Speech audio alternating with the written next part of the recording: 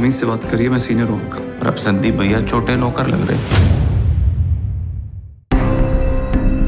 जो अमेठी में इलेक्शन हार गए, अपने बाप दादा नानी का सीट हार गए और हैदराबाद को आकर मजलिस पर इल्जाम लगाते हैं।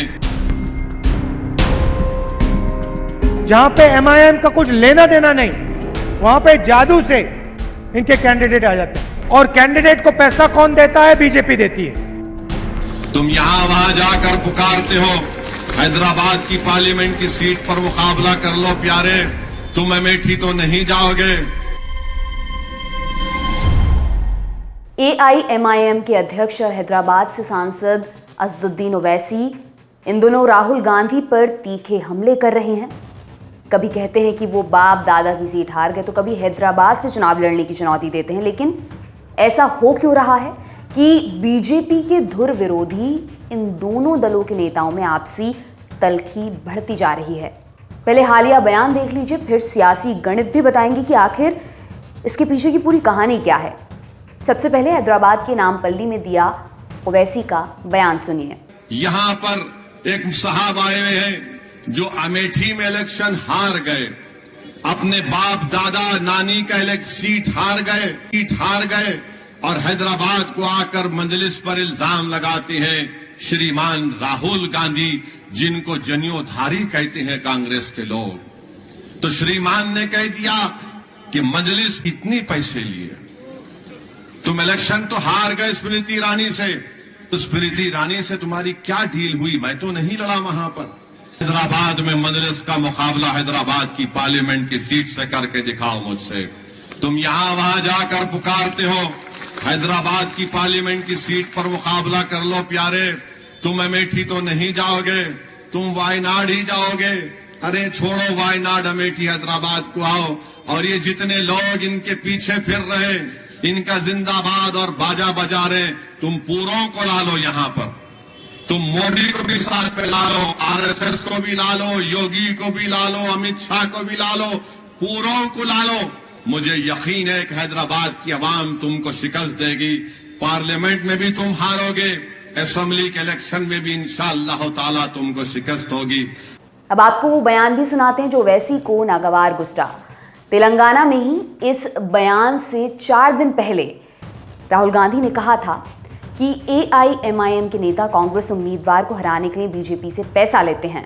जहां भी कांग्रेस पार्टी चुनाव लड़ती है, महाराष्ट्र हो, महाराष्ट्र कानिवंडी, राजस्थान कानिवंडी, उत्तर प्रदेश, जहां भी हम जाते हैं वहां पे जादू से एमआईएम के कैंडिडेट आ जाते हैं। और सारे के सारे कैंडिडेट जो आते हैं वो बीजेपी की मदद करने वाले कैंडिडेट आते हैं। जहां पे एमआईएम का कुछ लेना देना नहीं, वहां पे जादू से इनके कैंडिडेट आ जाते हैं। और कैंडिडेट को पैसा कौन देता है? बीजेपी देती है। एमआईएम, बीजेपी और बीआरएस एक शक्ति है। ओवैसी इसी बयान पर बिफर पड़े और अगले ही दिन उन्होंने कांग्रेस के उन नेताओं की लिस्ट गिना दी जो राहुल गांधी के करीबी थे और अब बीजेपी में वो जा चुके हैं। और तुम अपना इलेक्शन हार गए, तो कितने पैसे लेके इलेक्शन तुम हारे राहुल गांधी अमेठी में? तुम 2014 हार गए, 2019 हार गए, तुम क्या पैसे लिए थे बीजेपी से? पैसे लिए या मुफ्त में हार गए तुम बताओ? राहुल गांधी तुम इसलिए कहते हो क्योंकि असदुद्दीन मेरा नाम है, मेरे चेहरे पर दाढ़ी है, सर पर टोपी है। तुम इसीलिए मुझसे कहते हो पैसों से बिक जाने वाला है। मगर तुम्हारा दोस्त वो सिंधिया जो बीजेपी में चला गया, तुम उसको नहीं बोलते पैसे लिए।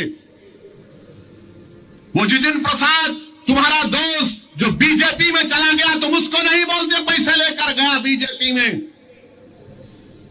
तुम्हारा एक मंत्री यूपी का बीजेपी में चला गया, तुम्हारा नाक का बाल था, तुम उसको नहीं कहते भी पैसे लिए। मगर क्योंकि मेरा नाम असदुद्दीन है, चेहरे पर दाढ़ी है, सर पर टोपी है, तो तुम पैसों का इल्जाम लगाते हो मुझ पर। लगाओ राहुल गांधी, यही सर पर टोपी पहनने वाले और चेहरे पर दाढ़ी रखने वाला तुमको बताएगा इसकी कीमत क्या चुकाना पड़ेगा तुमको। इस तेलंगाना के इलेक्शन में तुमको मालूम होगा। लेकिन ओवैसी और राहुल गांधी के बीच जुबानी जंग के पीछे एक रणनीति है, नंबर है, वोट बैंक का गणित है।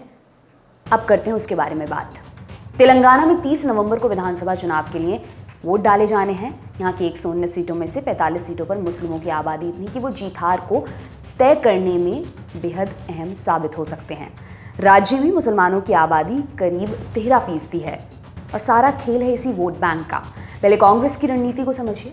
कांग्रेस चाहती है कि उसे कर्नाटक की तरह अगर करीब 90% अल्पसंख्यकों का वोट मिल जाता है तो तेलंगाना में सरकार उनकी बन सकती है। इसलिए वो न सिर्फ BRS बल्कि AIMIM पर हमला कर रही है कि ये दोनों पार्टियां बीजेपी की मदद करती हैं। एक सवाल ये भी यहाँ पर उठता है कि जब AIMIM सिर्फ 9 सीटों पर चुनाव लड़ रही है तो उससे कितना फ़र्क पड़ेगा, लेकिन जवाब ये है कि BRS के पास कोई बड़ा मुस्लिम चेहरा नहीं है।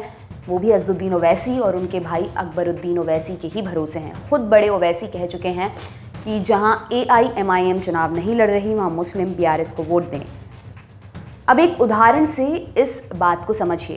कांग्रेस ने हैदराबाद की जुबली हिल्स सीट से पूर्व कप्तान मोहम्मद अजहरुद्दीन को उतारा है। वो तेलंगाना विधानसभा में पहली बार हाथ आजमा रहे हैं। इस सीट पर भारत राष्ट्र समिति के मौजूदा विधायक M गोपीनाथ मैदान में हैं। अब AIMIM ने सीट पर मोहम्मद राशिद फराजुद्दीन को मैदान में उतारा है। ये उनका भी पहला चुनाव है। इस सीट पर 1 लाख से ज़्यादा मुस्लिम वोटर्स हैं। यानी दूसरे शब्दों में कहें तो इस सीट पर BRS को फ़ायदा पहुंचाने के लिए फ्रेंडली फाइट के तहत AIMIM ने उम्मीदवार उतार दिया है जिससे मुस्लिम वोटों का बंटवारा हो। तो ये थी राहुल गांधी और असदुद्दीन ओवैसी की लड़ाई के पीछे की कहानी। ये खबर आपके लिए लिखी थी हमारे साथी गौरव ताम्रकांड ने। मेरा नाम दिव्यांशी सुमराव है। आप देखते रहिए दी लल्लन टॉप। बहुत बहुत शुक्रिया।